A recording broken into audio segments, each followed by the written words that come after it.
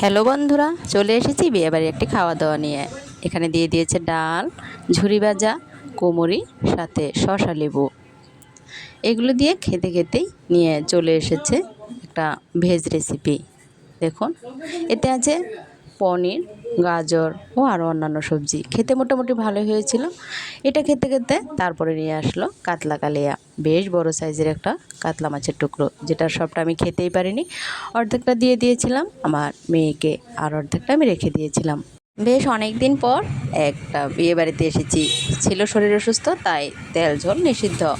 তারপরেও এসেছি, নিমন্ত্রণ তো রক্ষা করতে হয়। এরপর যেটা দিয়ে দিল একটা বেশ বড় সাইজের পাবদা মাছ। এটা সর্ষে দিয়ে করেছে।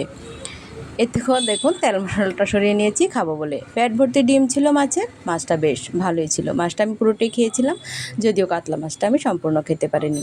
এরপর দিয়ে দিয়েছে পাঁপড়, আর দিয়েছিল চিকেন ও মটন, যার কোনোটাই আমি নেইনি। দেখুন, পাশের একটা প্লেট থেকে সেই মটনটা আমি শেয়ার করলাম।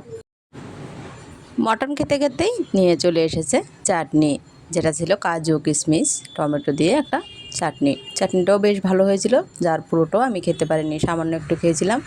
এই প্রথম আমি কোনো বিয়ে বাড়িতে গিয়ে এতভাবে নষ্ট করেছি, যার জন্য খেতে পাচ্ছি না, কিন্তু নিমন্ত্রণ রক্ষা করতে হচ্ছে। যদিও একটু স্ন্যাক্স খেয়েছিলাম, আর শেষে দিয়েছিল এই আইসক্রিমটা। আইসক্রিমটার পুরোটাই আমি খেয়েছি। আইসক্রিমটাও বেশ ভালো ছিল, স্ট্রবেরি ফ্লেভারের আইসক্রিম।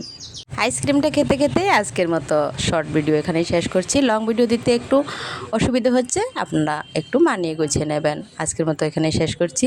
ভিডিওটা ভালো লাগলে একটা লাইক, শেয়ার, সাবস্ক্রাইব করে দিয়ে পাশে থাকবেন। ধন্যবাদ সবাইকে।